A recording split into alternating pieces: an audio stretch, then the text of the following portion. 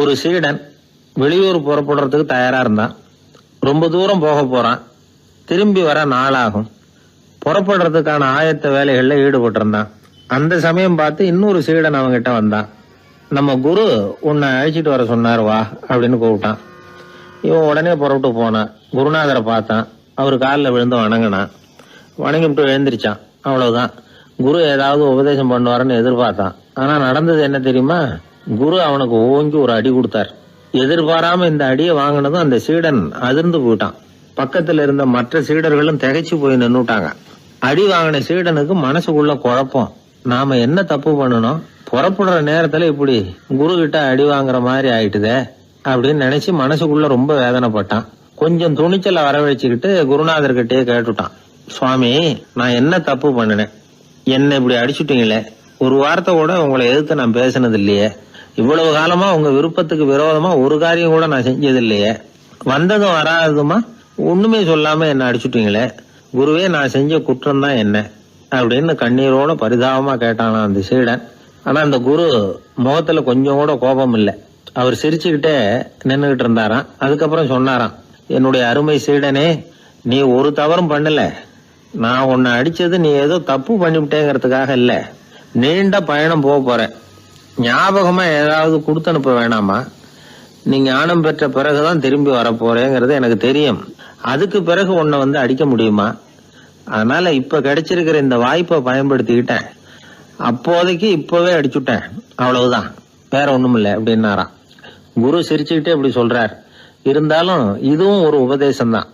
அதிர்ச்சிகளால விழிப்படைய வைக்கிறதும் ஒரு வழிதான். இது ஜென் வழி. பெரும்பாலும் அதிர்ச்சியின் மூலமாகவே ஞான தரிசனத்தை அருள்கிறவர்கள் தான் ஜென் குருமார்கள். நம்ம தியானம் தான் ஜென். இந்தியாவிலிருந்து சீனாவுக்கு போய் கொஞ்சம் பேர் மாறி வளம் பெற்று ஜப்பான்ல ஜென் ஆகி வளர்ந்துருக்குது, அவ்வளவுதான். ஜென்கிறது தியானம். எதை நினைச்சும் தியானிக்கிறது இல்ல, எல்லாத்திலையும் தியானம் இருக்கிறதா சொல்லுது ஜென். பேசுறது, இருக்கிறது, நடக்கிறது, சாப்பிடுறது, சிரிக்கிறது, தூங்குறது, தொழில் செய்யறது அல்லது சும்மா இருக்கிறது எல்லாமே தியானம் தான். ஜென்கிறது ஒரு சுய தரிசனம். தன்னைத்தானே அடையாளம் கண்டுகொள்கிறது தான் அது. இல்லாத எதையும் தேடி கண்டுபிடிக்கிறது இல்ல. சென் மார்க்கத்தை பத்தி ஓஷோ என்ன சொல்றார் தெரியுமா? காணாமல் போன தன்னுடைய மூக்கு கண்ணாடி தன்னுடைய மூக்கின் மேல் இருப்பதை கண்டுகொள்வது போன்றது சென் அப்படிங்கிறார். நம்மால் ஒருத்தர் இன்னொருத்தர் முகத்தை ரொம்ப நேரமா உத்து பார்த்துக்கிட்டு இருந்தார். என்ன பாக்குறீங்கன்னாரு அவரு. நீங்க போட்டிருக்கீங்களே மூக்கு கண்ணாடி, அதை தான் பாக்குறேன்னாரு இவரு. நீங்க அப்படி பாக்குறதுக்கு விசேஷ காரணம் ஏதாவது உண்டான்னு கேட்டார் இவர். உண்டுன்னார். என்னன்னு கேட்டார். நேத்திக்கு காணாம போன என்னோட மூக்கு கண்ணாடி அது அப்படின்னாராம் இவர். ஒரு ஊர்ல ஒரு குரு இருந்தார். ஒரு நாள் அவரை தேடிட்டு ஒருத்தன் வந்தான். உனக்கு என்ன வேணும்னு கேட்டார் குரு. எனக்கு ஞான தெளிவு வேணும், அதுக்கு உங்க உபதேசம் எனக்கு தேவைன்னா. உபதேசம் வேணும்னா அதை பெற்றுக்கொள்ளுகிற அளவுக்கு தகுதி உள்ளவனா உன்னை தயார்படுத்திக்கணுமேன்னார்.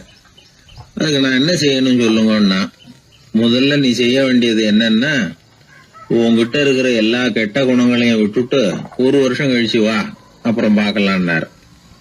அவ்வளவுதானே, சரின்னு சொல்லிவிட்டு அவன் போயிட்டான். ஒரு வருஷம் கழிச்சு வந்தான்.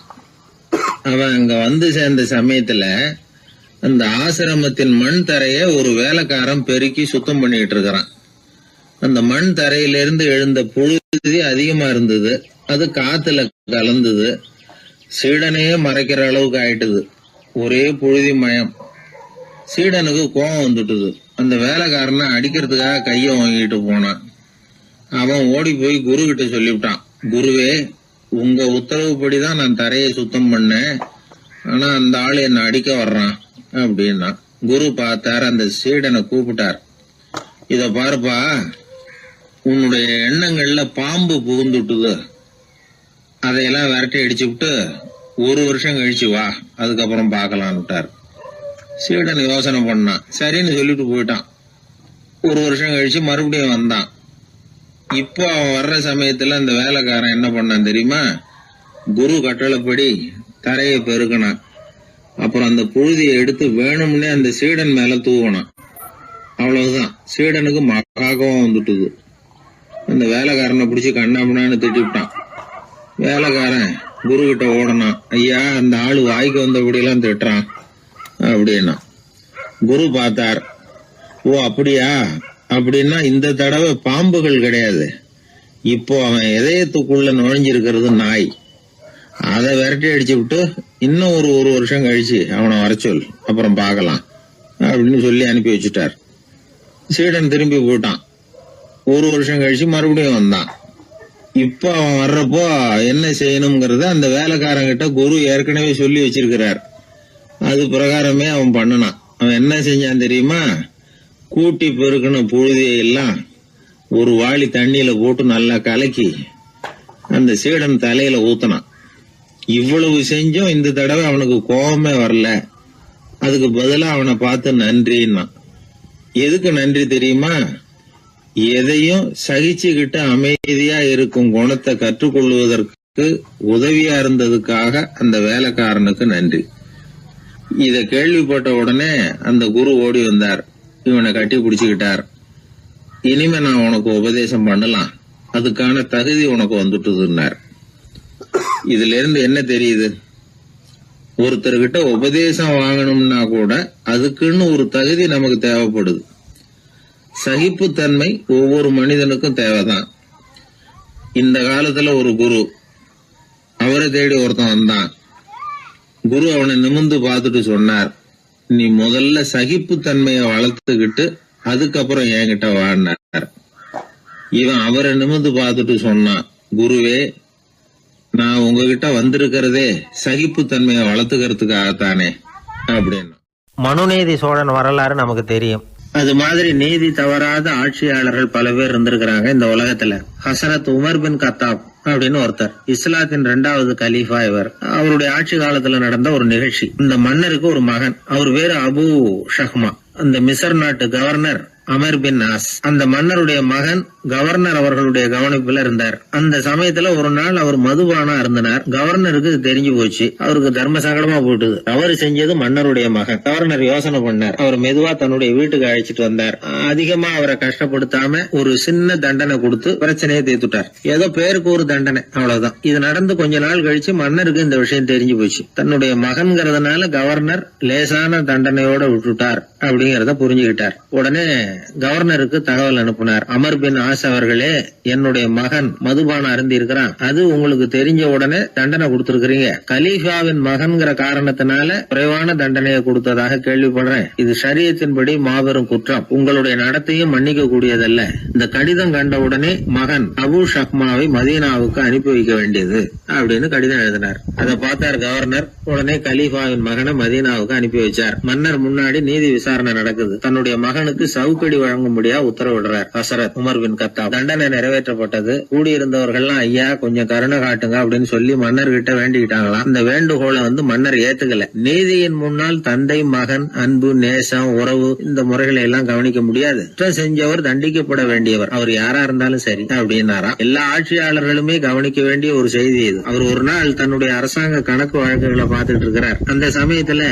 அவரை பார்க்க ஒரு பெரிய மனிதர் வந்தார். இவர் தன்னுடைய சொந்த வேலை காரணமா வந்திருக்கிறார் அப்படிங்கறத அவர் புரிஞ்சுக்கிட்டார். உடனே அது வரைக்கும் எரிஞ்சுகிட்டு இருந்த விளக்க அணைச்சுட்டு இன்னொரு விளக்க ஏற்றி வச்சுக்கிட்டாராம். இந்த செயலுக்கு என்ன காரணம்னு கேட்டிருக்கிறார் வந்தவர். இதுக்கு அவரு சொன்னார், ஐயா நீங்க வந்த போது இங்க எரிஞ்சுகிட்டு இருந்தது அரசாங்க விளக்கு, இப்ப எரியறது சொந்த விளக்கு. சொந்த விஷயங்களை பேசுறப்போ அரசாங்க பணத்தை செலவு பண்ணக்கூடாது, அதனாலதான் விளக்க மாத்தினேன் அப்படின்னாராம். இப்படிலாம் பல பேர் இந்த உலகத்துல இருந்திருக்கிறாங்க. ஆனா இப்ப எல்லாம் பல பேர் அப்படி இருக்கிறது இல்ல. ஒருத்தர் அப்படிதான் அரசாங்க விஷயங்களை பார்த்துக்கிட்டு உட்கார்ந்து இருக்கிறார். அந்த சமயத்துல ஒரு பெரிய தொழில் அதிபர் அவரை பார்க்க வந்திருக்கிறார். இவரு சடார்னு எழுந்திருச்சு எரிஞ்சுகிட்டு இருந்த விளக்க அணைச்சுட்டார். எங்கும் ஒரே இருட்டு. ஏன் விளக்க அணைச்சுட்டீங்கன்னு கேட்டிருக்கிறார் வந்தவர். இங்க நடக்கிறது மத்தவங்க கண்ணுல பற்றக்கூடாது அப்படிங்கறதுக்காக தான் விளக்க அணைச்சேன். நீங்க கொண்டு வந்திருக்கிறத அப்படி ஒரு ஓரமா வச்சுட்டு போடுங்க, அதுக்கப்புறமா விளக்க போட்டு நான் எடுத்துக்கிறேன் அப்படின்னாராம் இவர். ஒரு குழந்தை அம்மா கிட்ட போச்சு, அம்மா என்ன தூக்கிக்க. உடனே அந்த அம்மா அந்த குழந்தைய தூக்கி இடுப்புல வச்சுக்கிறாங்க. எந்த பக்கம் வச்சுக்கிறாங்க? இடது பக்கம். பொதுவா குழந்தைய தூக்குறவங்க யாரும் வலது பக்கம் இடுப்புல வச்சுக்கிறது இல்ல.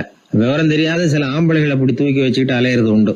ரொம்ப காலமாவே குழந்தைகளை இடுப்புல இடது பக்கமா வச்சிருக்கிற பழக்கம் தான் இருந்து வந்திருக்குது.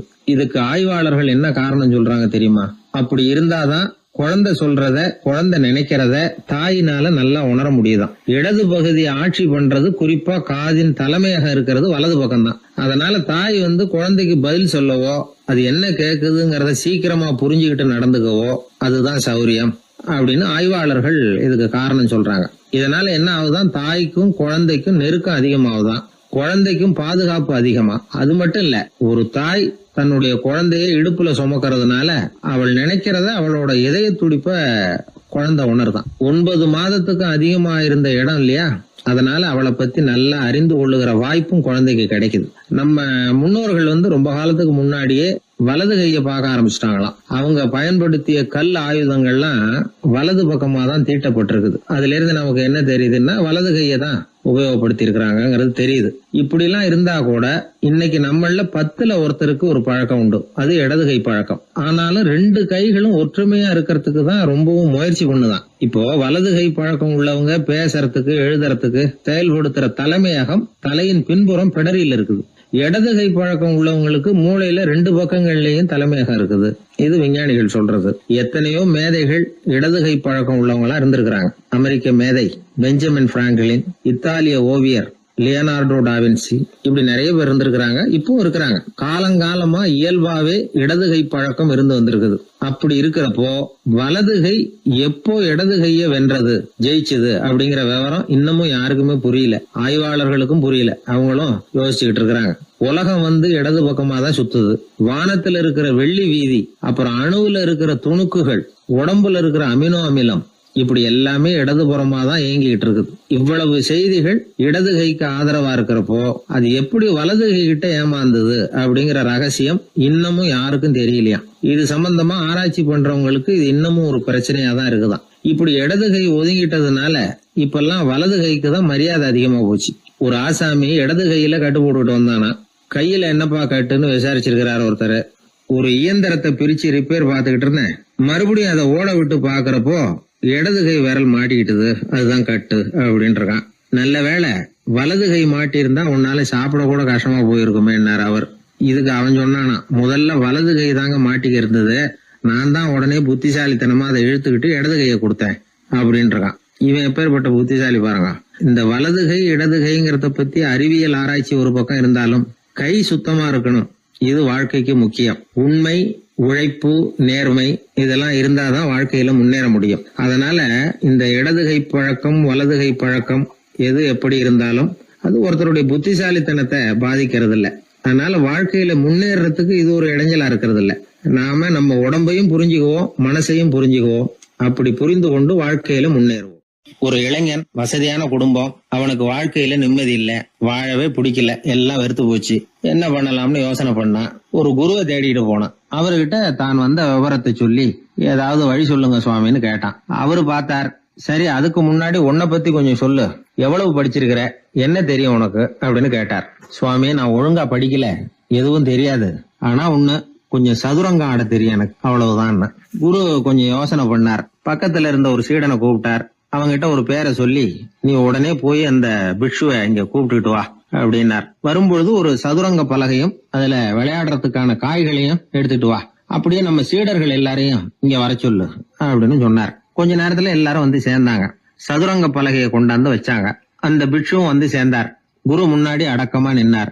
குரு அவரை கிட்டத்துல கூப்பிட்டு கொஞ்ச நேரம் சதுரங்கம் ஆடணும்னார். அந்த பிக்ஷுவுக்கு சதுரங்கம்னா என்னன்னு தெரியாது, இருந்தாலும் மறுப்பு எதுவும் சொல்லல. குரு சொன்னார், பிக்ஷுவே, நீர் என்னுடைய சீடர், என்னுடைய பேச்சை மறுக்காதவர், உம்முடைய அடக்கத்தையும் பணிவையும் நான் அறிவேன், எனக்காக உயிரையும் கொடுக்கறதாக சொல்லி இருக்கிறீங்க.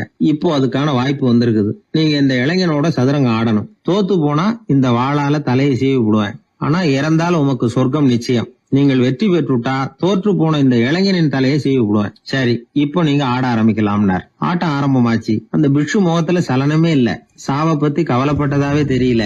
எதுவும் புரியலன்னாலும் குருவின் கட்டளைங்கிறதுனால ஏதோ ஒரு காயை நகர்த்திட்டு இருந்தார். சுத்தி இருந்த சீடர்கள் முகத்துல திகில், பயம், பாவம், நம்ம பிக்ஷு நிலைமை இப்படி ஆயிட்டுதே அப்படிங்கிற கவலை. குரு கையில பெரிய வாள் பளபளப்பா தயாரா இருக்குது. பிக்ஷு காயை நகர்த்துறது ஆரம்பத்திலேயே ஆச்சரியமா தெரிஞ்சாலும் அவருக்கு சதுரங்கம் பத்தி எதுவுமே தெரியாதுங்கிறது இளைஞனுக்கு புரிஞ்சு போச்சு. அவனுக்கு உற்சாகம் வந்துட்டது. சுறுசுறுப்பா காய்களை நகர்த்த ஆரம்பிச்சான். பிட்சு கொஞ்சம் கொஞ்சமா தோத்துக்கிட்டே வந்தார். சுத்தி இருக்கிற சீடர்கள் முகத்துல சொல்ல முடியாத வேதனை. இளைஞன் முகத்துல மகிழ்ச்சி. நிமிர்ந்து பார்த்தான் எதிரில இருந்த பிட்சுவை.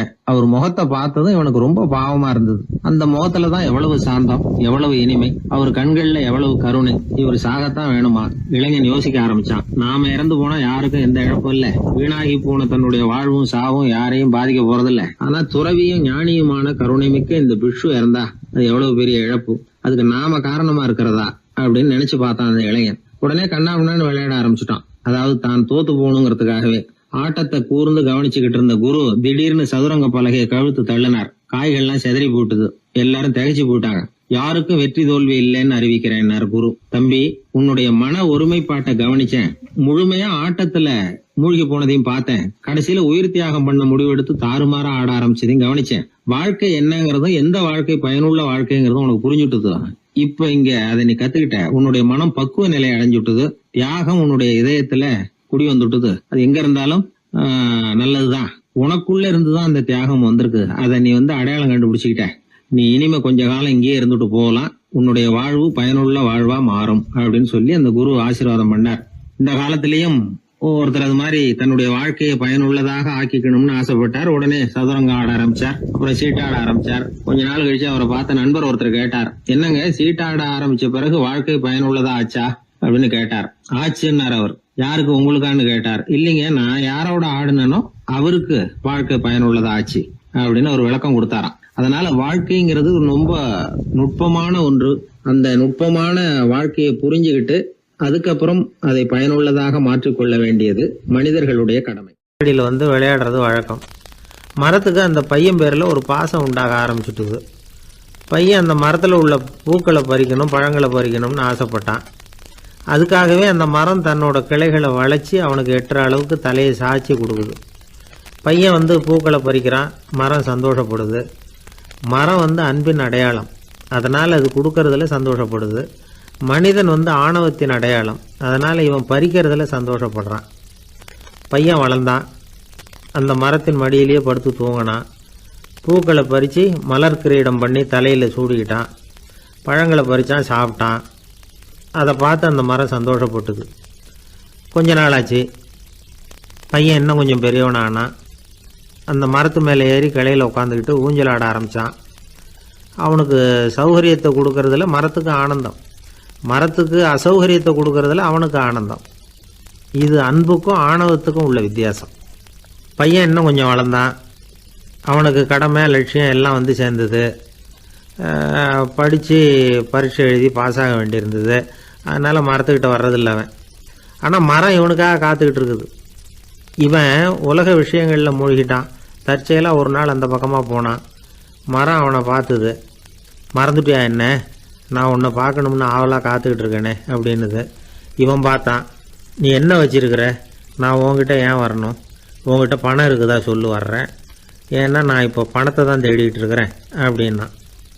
உனக்கு பணம் தானே வேணும், என்னுடைய பழங்களை பறிச்சிக்கோ, அதையெல்லாம் விற்பனை பண்ணு, பணம் கிடைக்கும் அப்படின்னு அந்த மரம்.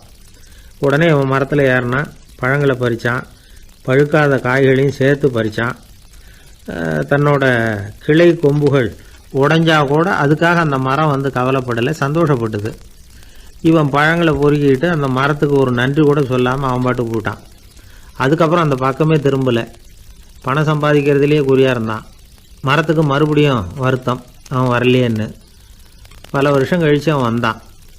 வா மகனே, என்னை கட்டி பிடிச்சிக்கோண்டுது அந்த மரம். நான் என்ன இன்னமும் சின்ன பிள்ளையா உன்னை கட்டி பிடிச்சிக்கிறதுக்கு அப்படின்னா அவன்.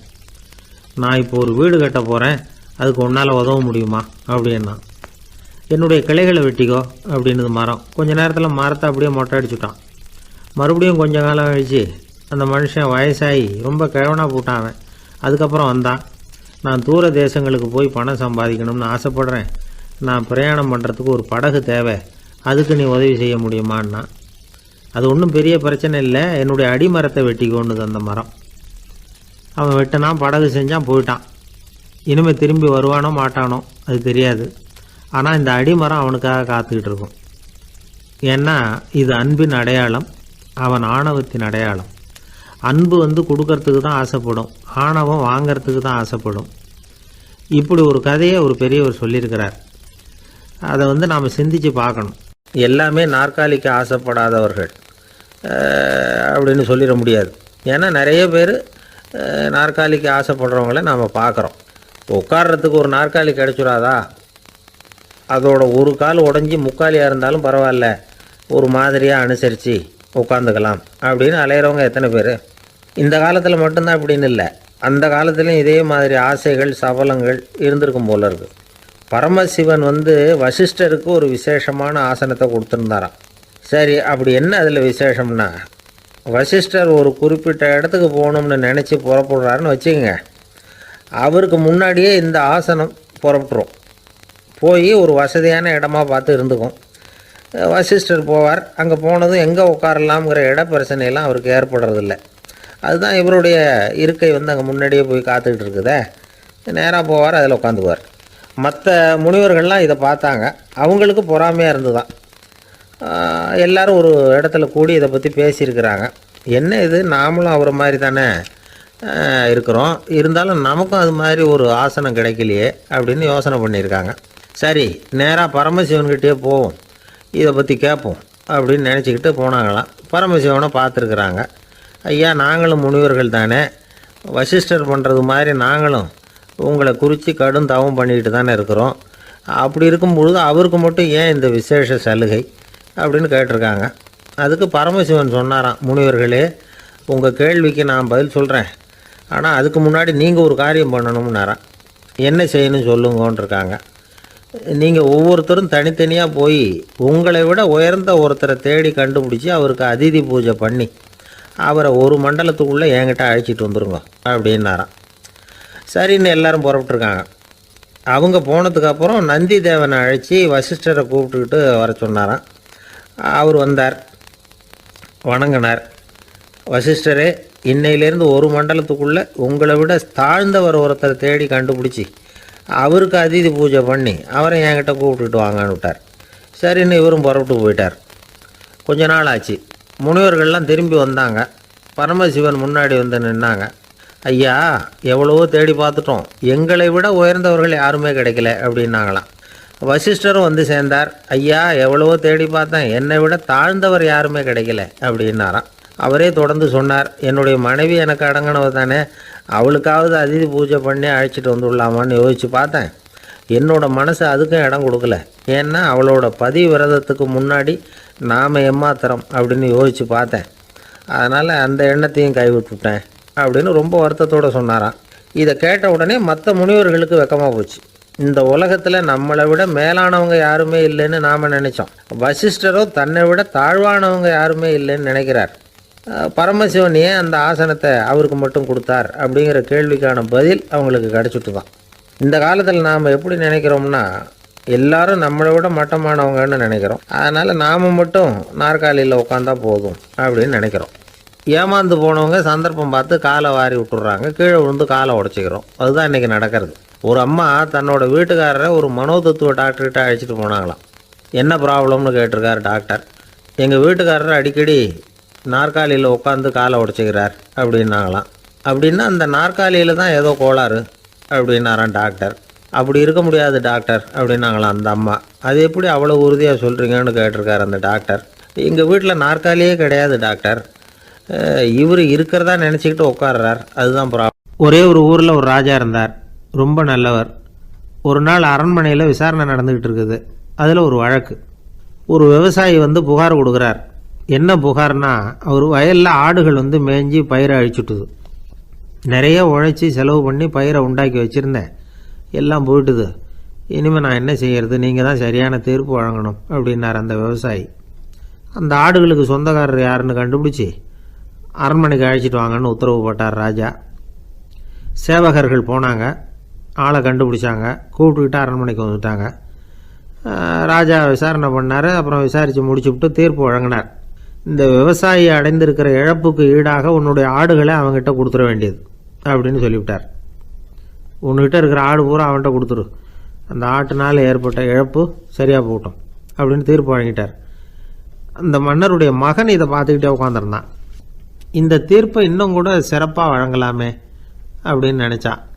அப்பாக்கிட்ட சொன்னான். உடனே அந்த அரசர், சரி நீயே இதுக்கு சரியான தீர்ப்பு சொல்லு அப்படின்னார். அந்த இளவரசன் தீர்ப்பு சொல்கிறான். அவன் சொன்ன தீர்ப்பு என்னன்னா, உங்ககிட்ட இருக்கிற ஆடுகள் எல்லாத்தையும் 1 வருஷ காலத்துக்கு அந்த விவசாயிகிட்ட ஒப்படைச்சிட வேண்டியது.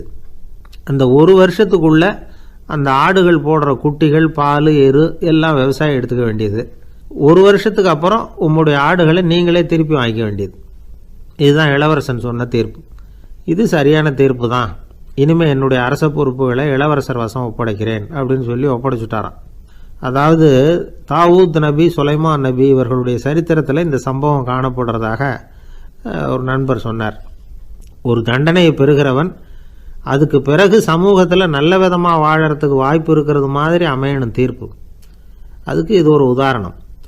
சில தீர்ப்புகள் எப்படி அமைஞ்சு விடுதுன்னா, ஒரு தண்டனையை அனுபவித்து முடித்தவன் அதுக்கப்புறம் அவன் இந்த சமூகத்தில் நல்லவனாக வாழறதுக்கு நினச்சா கூட அதுக்கு தகுதி இல்லாதவன் அப்படிங்கிற அளவுக்கு சூழ்நிலை அமைஞ்சிருது. இது சிந்திக்க வேண்டிய ஒரு செய்தி. இன்னொரு ஊரில் ஒரு ராஜா இருந்தார். அவர் ஒரு நாள் ஒரு போட்டி வச்சார். என்ன போட்டின்னா, அரண்மனை வாசலில் ஒரு பெரிய நீச்சல் குளம், அதில் நிறைய விஷப்பாம்புகள். எந்த இளைஞன் துணிச்சலாக அதில் நீச்சல் குளத்தில் குதித்து நீந்தி கரையேறி வர்றானோ அவனுக்கு 100 ஏக்கர் நிலம் பரிசாக வழங்கப்படும். அது வேணாம்னா 1000 ஆடுகள் பரிசாக வழங்கப்படும். அதுவும் வேணான்னா என்னுடைய மகளை கல்யாணம் பண்ணிக்கலாம். இதுதான் மன்னருடைய அறிவிப்பு. பரிசுலாம் நல்லா தான் இருக்குது. இருந்தாலும் பாம்புகள் உள்ள குளம்ங்கிறது நல்லா இல்லையே. அதனால் யாரும் அதில் குதித்து நீஞ்சறதுக்கு முன் வரல. இருந்தாலும் திடீர்னு ஒரு இளைஞன் அந்த நீச்சல் குளத்தில் குதித்தான். நீந்தினா ஒரு வழியாக கரையேறி வந்துட்டான். மன்னருக்கு ரொம்ப மகிழ்ச்சி. நீ தான் தைரியமான இளைஞன், வா இப்படின்னு கூப்பிட்டார். கிட்ட வந்தான்.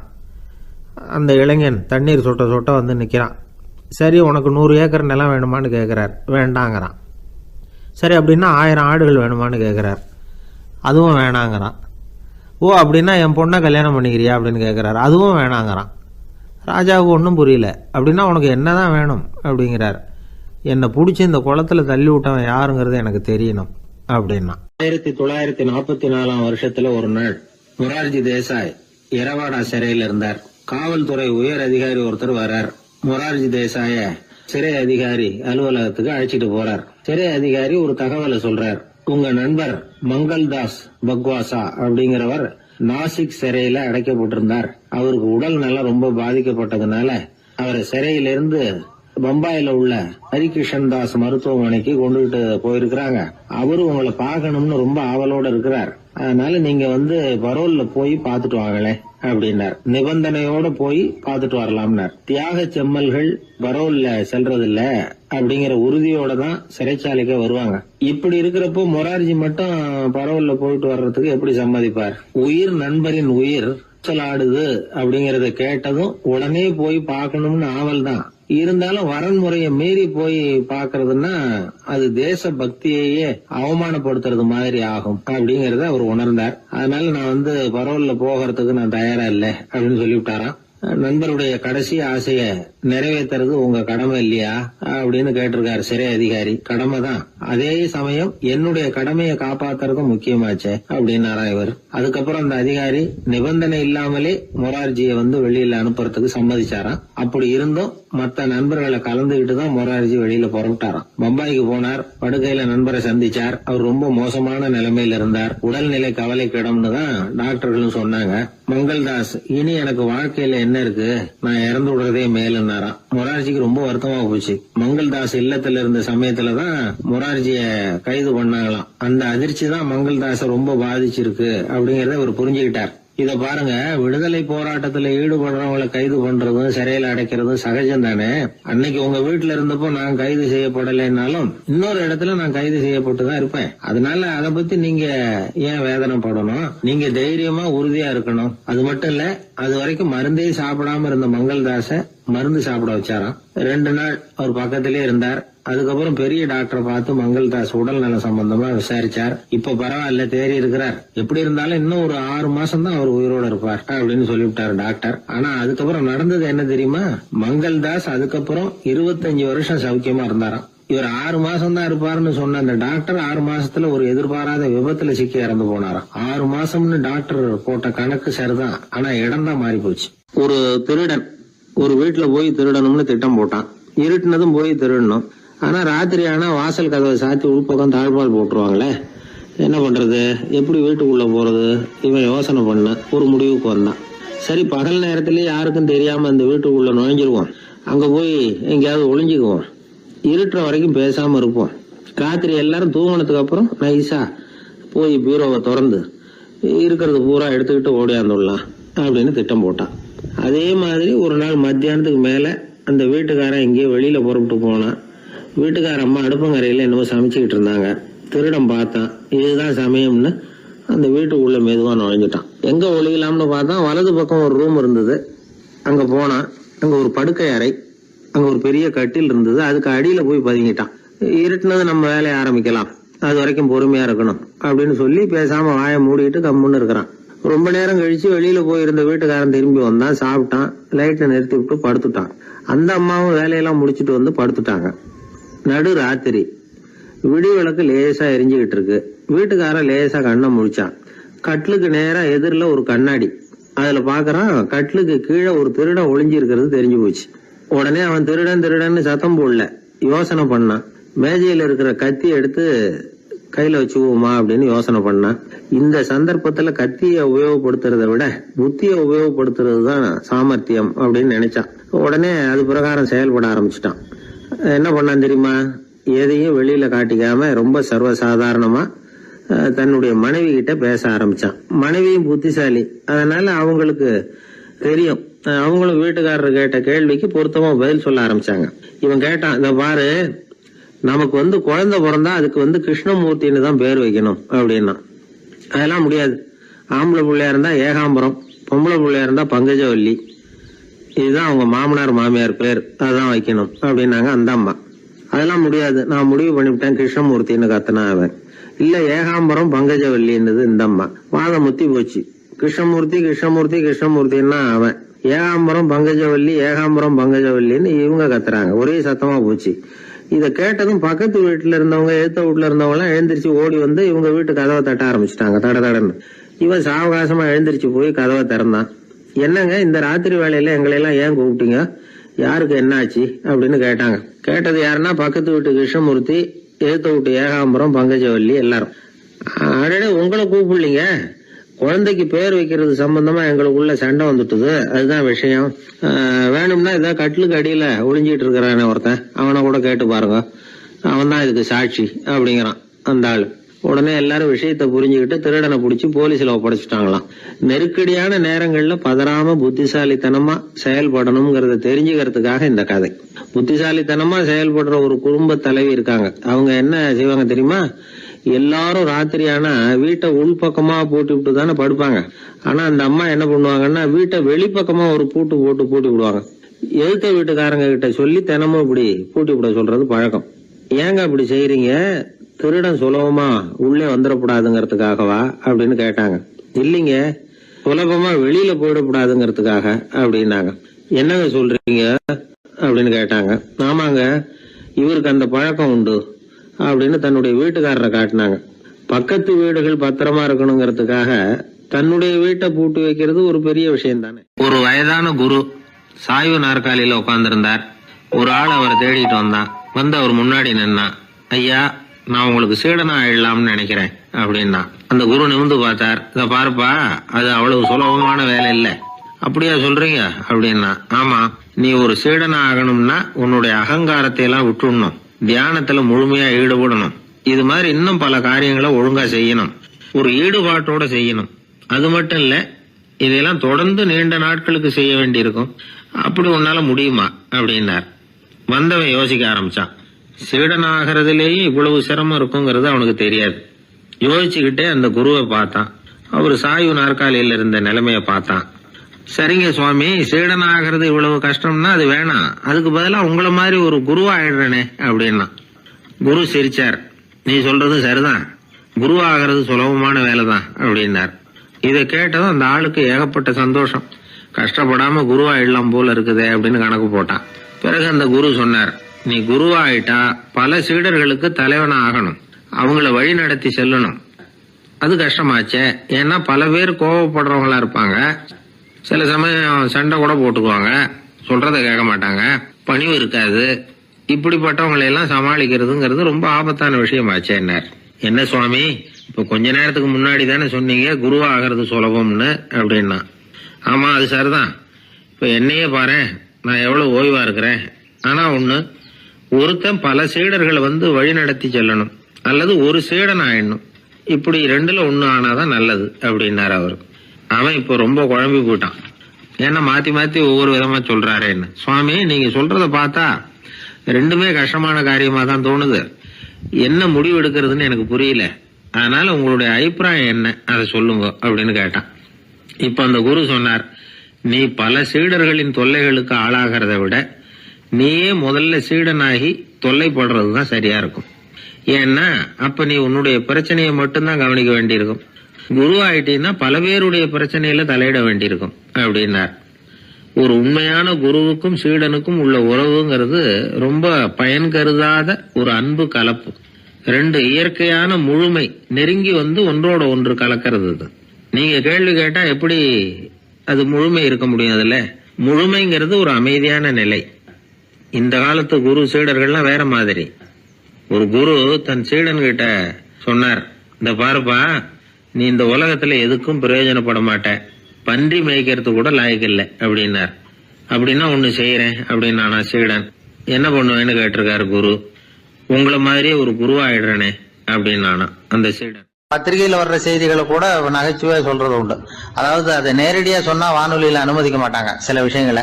அது சின்னாருக்கு கௌரவ குறைச்சல். அதை வேடிக்கை கலந்து நகைச்சுவோடு சொல்லும் பொழுது அதை அனுமதிச்சிருவாங்க. அப்ப அந்த விசாரணை கமிஷன் அது இது நிறைய நடந்துகிட்டு இருந்தது. டெல்லியில இருந்து அமலாக்க பிரிவு அதிகாரிகள்லாம் வராங்க போறாங்கன்னு பத்திரிகையில அமர்க்கலப்பட்ட இடம். அந்த நேரம் நான் ஒரு ரேடியோவில் ஒரு செய்தியை தயார் பண்றோம். அப்ப என்ன பண்ணேன்னா, இது மாதிரி அந்த பத்திரிகை செய்தியை வச்சுக்கிட்டே ஒரு செய்தி சொன்னோம், இன்னொரு தகவல் சொல்லி. என்னன்னா, ஒருத்தன் தமிழ்நாட்டுல ஒரு ஆள், அவன் திடீர்னு கோடீஸ்வரன் ஆயிட்டான். நேற்று வரைக்கும் சாதாரணமா இருந்தாள், இன்னைக்கு கோடீஸ்வரன் ஆயிட்டான். டெல்லியில இருந்து 2 அதிகாரிகள் வராங்க, எப்படி அவன் பணம் சேர்த்தான்னு கண்டுபிடிக்கிறதுக்கு. அவனை கூப்பிட்டு 2 அதிகாரிகளை, எப்படிடா பணம் சேர்த்த? நான் ஒன்னும் தப்பான வழியில பணம் சேர்க்கல சார், நான் பந்தயம் கட்டியே பணக்காரன் ஆயிட்டேன். பந்தயம் கட்டி எப்படிடா பணக்காரன் ஆக முடியும் அப்படின்னா, நீங்க நம்புங்க சார், நான் பந்தயம் கட்டி தான் பணக்காரன், தப்பான வழியில சேரல சார்.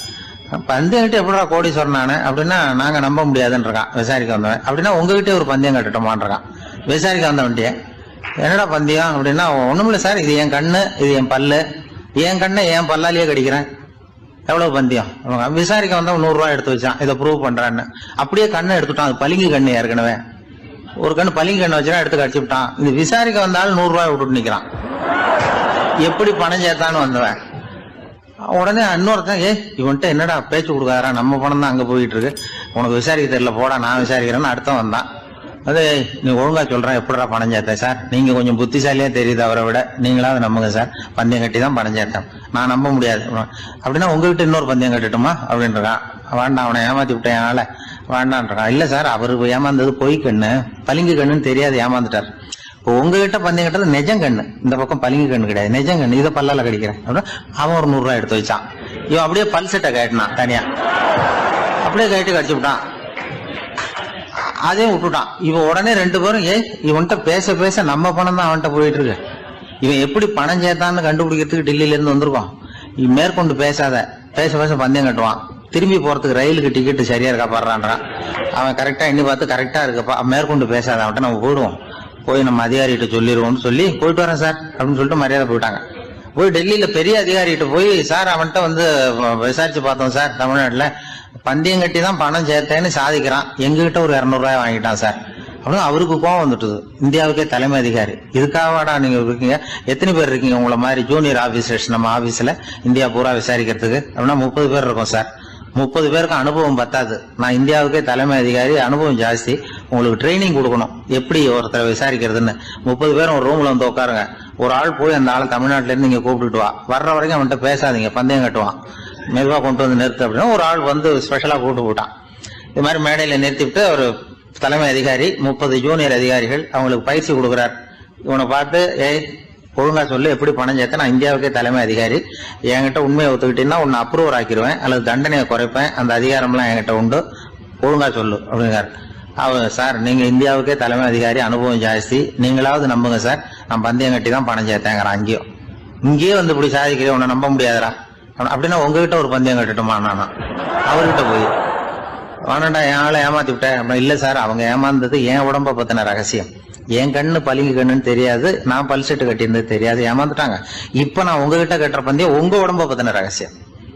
என் உடம்புல என்னடா ரகசியம்? முதுகுல, உங்க முதுகுல ஒரு அகலத்துக்கு கருப்பா ஒரு மச்சம் இருக்கு, உண்டா இல்லையானா? இல்லைன்னு தெரியும் அவருக்கு. இல்லடா, நேத்து வரைக்கும் இல்ல சார், இப்ப இருக்குது மச்சம் அப்படின்னு உடனே 100 ரூபாய் எடுத்து வச்சார் அவர் தலைமை அதிகாரி. ஒரு 100 ரூபாய் வச்சு சட்டையை கட்டி காட்டுறாரு, மச்சம் இல்ல. இவன் தோத்துட்டான், இங்கிருந்து போனவன். உடனே 200 ரூபாய் எடுத்து வச்சுக்கிட்டு, தோழர்களே இப்படிதான் ஒருத்தரை விசாரிக்கணும், என்கிட்ட இவன் ஏமாந்துட்டான் பாருங்க, துருவி துருவி விசாரிக்கிறதுன்னு சொல்றாங்களே இதுதான் அப்படின்னு விளக்கம் கொடுத்தாரு. அப்போ இவன் மெதுவா ஆரம்பிச்சானா, சார் இந்த பந்தயத்துல உங்களுக்கு 200 ரூபாய் லாபம், ஆனா இதே பந்தயத்துல எனக்கு 2900 ரூபாய் லாபம் சார் அப்படின்றான். என்னடா பண்ண அப்படின்னு கேட்டிருக்காரு. உங்களுக்கு தெரியாம இந்த 30 பேர்கிட்டையும் தனித்தனியா ஒரு பந்தயம் கட்டியிருக்கேன். 30 பேர்கிட்ட என்னடா பந்தயம் கட்டினேன்? ஒண்ணும் இல்ல சார், உங்க எல்லாரும் முன்னாடியும் உங்க மேல் அதிகாரியை சட்டையை கேட்ட வைக்கிறேன், பந்தயம் கட்டினேன். போயிட்டு பூரா எனக்கு 2900 ரூபாய் லாபம். அவரு பார்த்தா அதிர்ச்சி ஆயிட்டாரு. தலைமை, சார் நீங்க போங்க சார் அப்படின்னு சொல்லி ஒரு ஆளை கொண்டு போய், சாரை கொண்டு போய் மரியாதையா பக்கத்து ரூம்ல விட்டுவாங்க, இனிமே அவர்கிட்ட யாரும் பேசாதீங்க வாங்கன்னு சொல்லிவிட்டு, அதுக்கப்புறம் தோழர்களே, இவர் பேச ஆரம்பிச்சார், தோழர்களே இனிமே யாரும் தமிழ்நாட்டு பக்கம் விசாரிக்க போகாதீங்க. நீங்க யாராவது போறதுன்னா மத்திய பிரதேசம், உத்தரப்பிரதேசம், இப்படி எத்தனையோ பிரதேசம் இருக்கு, போயிட்டு வாங்க, தமிழ்நாட்டுக்கு மட்டும் போகாதீங்க, ஏன்னா அங்க போனா நம்ம பணத்துக்கு ஆபத்து வந்துருது அப்படின்னு சொன்னாருன்னு இந்த கதையை ரேடியோல சொன்னேன். இந்த கதையை உண்மை சம்பவமா சொன்னா அனுமதிச்சிருக்க மாட்டாங்க. இந்த நகைச்சுவைக்கு உள்ள மரியாதை என்னன்னா, அது ஒரு கதை மாதிரி உண்டு பண்ணி இப்படி சொன்னதும், இதுல என்ன என்னுடைய விசேஷம்னா, இந்த ஸ்கிரிப்ட வாங்கிட்டு வர சொல்லி மந்திரியினுடைய பிஏ வந்தார். ஒரு மந்திரி அப்ப இருந்தவர், அவர் பிஏ அடிக்கடி வருவார். வந்து இந்த போன நேற்று முந்தா நாள் ரேடியோவில் சொன்ன அந்த இன்னொரு தகவல் காப்பி ஒண்ணு வாங்கிட்டு வா அப்படி இப்படின்னு கூப்பிடுவார். மேடையில பேசுறதுக்கு எங்களுக்கு தேவை, உபயோகப்படும்னு கேட்பார். அவரு இந்த நிகழ்ச்சி வந்தப்போ உடனே அன்னைக்கு வந்துட்டார் அந்த பிஏ. இன்னைக்கு காலையில சொன்னீங்களே சார், மந்திரி கேட்கிறாரு மேடையில பேசுறதுக்கு அப்படின்னு. நான் அப்பதான் ஆச்சரியப்பட்டேன். பாருங்க, இந்த நகைச்சுவைக்கு உள்ள மரியாதை. அவரே கேட்கிறார், சொல்லப்பட்டதே அவரை பத்தி தாங்கிறது தெரியாம அவரே எப்படி சொல்ல. அதுதான் சிரிப்புக்கு உள்ள மரியாதைங்கிறது. அது யாரை பத்தி சொல்றோமோ அவருக்கு தெரியாம கூட சொல்லலாம் அதை. அப்படி இது உண்மையில நடந்த சம்பவம். அந்த அமைச்சர் இப்ப இல்ல, உயிரோட எல்லாம் இருந்து வாங்கிட்டு இருந்தார். கிராமத்துல ஒருத்தன் தன்னுடைய நகங்களை வெட்டிக்கிட்டு இருந்தான். வெட்டி முடிச்சதும் ஒரு வயசானவர் அவனை பார்த்து, அதையெல்லாம் அடுத்தவன் கண்ணில் படுறது மாதிரி போட்டுறாதப்பா, ஆபத்துன்னார். என்ன ஆபத்துன்னு கேட்டான் இவன். எவனாவது பில்லி சூனியம் வைக்கிறவன் எடுத்துட்டு போயிட போறான் அப்படின்னாரு அவர். வேண்டாத ஒருத்தனுக்கு ஏதாவது கெடுதல் பண்ணணும்னா உடனே மந்திரவாதியை தேடி போறது உண்டு. மந்திரவாதி என்ன பண்ணுவார்னா, யாருக்கு சூன்யம் வைக்கணுமோ அவனோட காலடி மண்ணு, முடி, நகம் இதையெல்லாம் அவனுக்கு தெரியாம எடுத்துட்டு வா அப்படிம்பார்.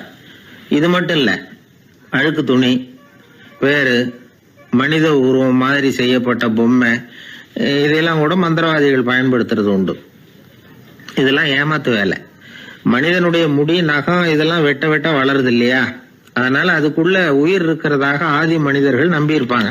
அதனால மனுஷங்கிட்ட இருந்து அதெல்லாம் பிரிக்கப்பட்ட பிறகும் கூட அதுகளுக்கும் அந்த மனுஷனுக்கும் தொடர்பு இருக்கிறதாக அவங்க நம்பினாங்க. அந்த நம்பிக்கை தொடர்ந்து அதோட விளைவாதான் இன்னைக்கு மந்திரவாதிகள் நகத்தையும் முடியையும் எடுக்கிறாங்க. அந்த நகத்துக்கும் முடிக்கும் ஒரு பாதிப்பு உண்டாக்குனா அது சம்பந்தப்பட்டவனுக்கு போய் சேரும் அப்படிங்கறது அவங்க நினைப்பு. அவ்வளவுதான் விஷயம். இது மாதிரி நம்பிக்கைகள் தான் இன்னைக்கு நகம், முடி இதையெல்லாம் மற்றவங்க கண்ணுல படும்படி போடக்கூடாது அப்படிங்கிற வழக்கத்தை உண்டாகி விட்டுது. ஒருத்தர் பேரு என்னன்னு கேட்டு தெரிஞ்சுட்டு போய் அந்த பேரை வச்சு அவனோட ராசி பலனை கணிச்சு அவனுக்கு ஏற்பட இருக்கிற கெட்ட நேரத்துல அவனுக்கு சூன்யம் வச்சா அது உடனே பலிக்கும் அப்படின்னு ஒரு நம்பிக்கை. அது மட்டும் இல்ல, சூன்ய தகட்டுல பேரை எழுதி புதைக்கிறதும் உண்டு. இதனாலதான் பெண்கள் கணவன் பேரை சொல்லாத பழக்கம் ஏற்பட்டுதான். அதாவது பேரை கேட்டுக்கிட்டு போய் ஏதாவது கெடுதல் பண்ணிவிட்டா என்ன பண்றது அப்படிங்கிற பயம். அப்படி ஆரம்பிச்ச பழக்கம்தான் இன்னைக்கு ஏதோ மரியாதைக்காக கணவன் பேரை பிறர் முன்னிலையில சொல்றது இல்லை அப்படிங்கறது மாதிரி ஆயிட்டுது. மந்திரவாதிகள் நம்ம ஊர்ல மட்டும்தான் இருக்கிறாங்கன்னு நினைக்காதீங்க, உலகம் பூரா உண்டு. பிசி தீவில் வாழக்கூடிய மக்கள் என்ன செய்வாங்களாம் தெரியுமா? இது மாதிரி மாந்திரீகம், செய்வன, பில்லி, சூனியம் இதெல்லாம் தங்களை பாதிக்காம இருக்கிறதுக்காக வீட்டை சுத்தி அகழி வெட்டி அதுல தண்ணீரை நிரப்பி வச்சிருவாங்களாம். ஆஸ்திரேலியாவில் இருக்கக்கூடிய பழங்குடி மக்கள் கிட்ட ஒரு பழக்கம், ஏதாவது பழங்கள் சாப்பிட்டா அதோட விதைய தண்ணீர்லயோ அல்லது ஆத்துலயோ போட்டுருவாங்களாம். வெளியில போட்டுட்டா அதை எடுத்து செய்வனைக்கு பயன்படுத்திடுவாங்க அப்படிங்கிற பயம். இது மாதிரி உலகம் பூராவும் செய்வினையின் மூலம் அடுத்தவங்களுக்கு பாதிப்பை உண்டு பண்ண முடியும் அப்படிங்கிற நம்பிக்கை இருக்கத்தான் செய்யுது. பொதுவா எல்லா ஊர்லயுமே நகம், முடி, காலடி மண்ணு, மனித உருவ பொம்மை இததான் மந்திரவாதிகள் பயன்படுத்துறாங்களாம். இந்த பில்லி, சூனியம், செய்வினை இதுல இருக்கிற உண்மை என்ன தெரியுமா? நகமோ முடியோ எதையும் செய்யறது இல்ல. சம்பந்தப்பட்டவனுக்கு ஏற்படுற பயம் இருக்கு பாருங்க, அதுதான் பாதிக்கும். இது மனநிலையை பொறுத்த விஷயம். வேற விஞ்ஞான ரீதியான பாதிப்பு இதுல எதுவும் கிடையாது. நம்ம ஊர்ல ஏற்பட்ட பகுத்தறிவு சிந்தனைகள், மூட நம்பிக்கைகளை எவ்வளவோ குறைச்சிருக்குது. இருந்தாலும் ஏமாந்து போறவங்க இன்னும் இருந்துகிட்டு தான் இருக்கிறாங்க. இந்த காலத்துல சின்ன குழந்தைகளை கூட ஏமாத்துறது கஷ்டம். ஒரு குழந்தை கேட்டுதான், ஏன்பா பிரார்த்தனை பண்ணுனா நமக்கு எல்லாம் கிடைக்குமா அப்படின்னு தான். ஓ கிடைக்குமே அப்படின்னாராம் அப்பா. நீ வச்சிருக்கிறிய பேனா அது கூட கிடைக்குமா அப்படின்னு கேட்டுதான் குழந்தை. ஓ கிடைக்கும் அப்படின்னாராம். அப்படின்னா நீ வச்சிருக்கிற பேனாவை என்கிட்ட கொடுத்துரு, அதுக்கப்புறம் நீ பிரார்த்தனை பண்ணி வேற ஒரு பேனாவை வாங்கிக்கோ அப்படின்னு தான் அந்த சின்ன குழந்தை. ஒரு ராஜா இருந்தார். அவர் ஒரு பெரிய கோயில் கட்டினார். பல ஊர்கள்ல இருந்து சிற்பிகள்லாம் கொண்டுகிட்டு வந்தார். அழகழகா சிற்பங்களை செய்ய சொன்னார். ஊர்ல உள்ள ஜனங்களும் கோயில் கட்டுறதுக்கு அவங்களால முடிஞ்ச உதவியை செஞ்சாங்க. ராத்திரி பகலா வேலை நடக்குது. கோயில் கொஞ்சம் கொஞ்சமா வசந்துகிட்டே வந்துட்டுது.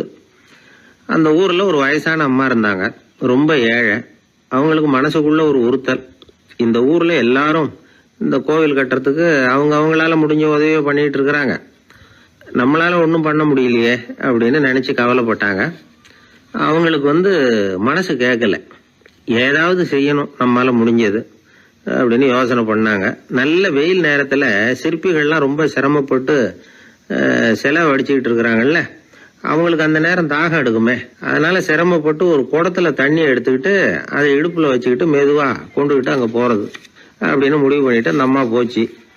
அங்க போய் வேலை செய்யறவங்களுக்கு தாகம் எடுக்கிற போலாம் ஒரு கோவலையில தண்ணியை எடுத்து கொடுத்துக்கிட்டு இருக்கிறது.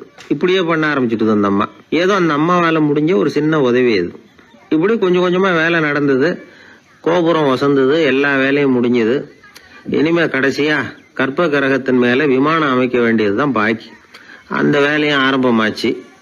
அந்த சிற்பிகள்லயே அனுபவசாலியான ஒருத்தர் இந்த அம்மாவை தேடிட்டு வந்தார். பாட்டி, உங்ககிட்ட இருக்கிற ஏதாவது ஒரு பொருளை கொடுங்க, அந்த விமானத்துல வைக்கலாம் அப்படின்னு நாங்க நினைக்கிறோம் அப்படின்னார்.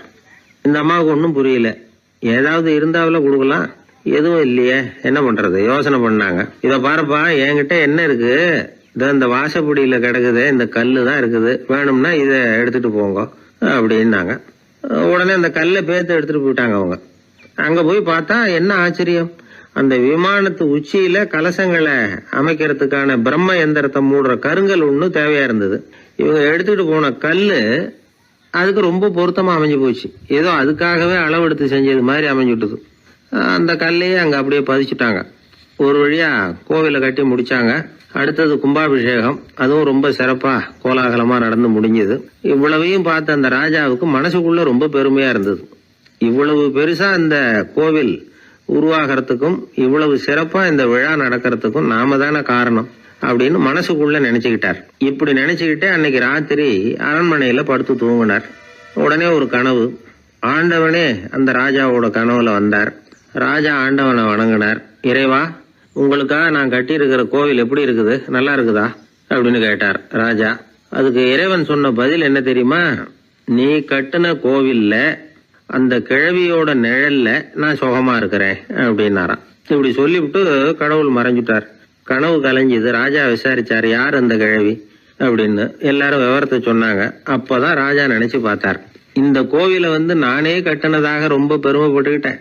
ஆனா அந்த வயசான அம்மா வீட்டு வாசல்ல கிடந்த கல்லு அது இறைவனுக்கு சுகமான நிழல் கொடுக்கறதாக சொல்றாரு அப்படிங்கறத எண்ணி பார்த்தார். நான்கிற எண்ணம் நழுவி போயிட்டுதான். கோபுரம் எவ்வளவு பெருசுங்கிறது முக்கியம் இல்ல, குணம் எவ்வளவு பெருசுங்கிறது தான் முக்கியம். அந்த வயசான அம்மா நம்ம நாட்டுல வாழறது தான் நமக்கு உண்மையான பெருமை அப்படின்னு நினைச்சாராம் ராஜா. இந்த காலத்திலயும் ஒரு ஊர்ல ஒரு கோவில் கட்டினாங்க. எல்லா ஜனங்களும் அவங்களால முடிஞ்சதை செஞ்சாங்க. நம்மால் ஒருத்தன் அந்த திருப்பணி குழு தலைவரை போய் பார்த்தான். நான் ஏதாவது ஒத்துழைக்கணுமா ஐயா அப்படின்னு ரொம்ப பணிவா கேட்டான். திருப்பணி குழு தலைவர் சொன்னார், இத பாருப்பா, இந்த கோவில் கட்டி முடிக்கிற வரைக்கும் உன்னுடைய ஒத்துழைப்பு எதுவும் தேவையில்லை. கட்டி முடிச்சு கும்பாபிஷேகம் ஆனதுக்கு அப்புறம் தான் உன்னுடைய ஒத்துழைப்பு ரொம்ப அவசியம் அப்படின்னார்.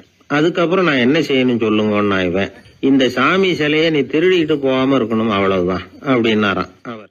என்னுடைய நண்பர் ஒருத்தர், அவர் விரல்ல நகமே இருக்காது. என்ன காரணம்னு நினைக்கிறீங்க? எல்லாத்தையும் அவரே கடிச்சு துப்பிடுவார். அப்படி ஒரு பழக்கம். சின்ன குழந்தைகள் நகம் கடிக்குது, விரல் சூப்புது. இதுக்கு என்ன காரணம் தெரியுமா? குழந்தைகள் மனசுல ஏற்படக்கூடிய ஒருவித பாதுகாப்பின்மை, இன்செக்யூரிட்டி, அல்லது தான் சரியா கவனிக்கப்படல அப்படிங்கிற எண்ணத்தோட வெளிப்பாடு தான் அது அப்படிங்கிறாங்க டாக்டர்கள். சில இடங்கள்ல 2வது குழந்தை பிறந்த உடனே பெரியவர்கள் கவனம் முதல் குழந்தைகிட்ட இருந்து கொஞ்சம் விலகி 2வது குழந்தைகிட்ட போயிடும். அந்த சமயத்துல முதல் குழந்தைக்கு இந்த பழக்கம் ஏற்படுறதுக்கு வாய்ப்பு உண்டாம். சில குடும்பங்கள்ல கணவன் மனைவி 2 பேருமே வேலைக்கு போறவங்களா இருப்பாங்க.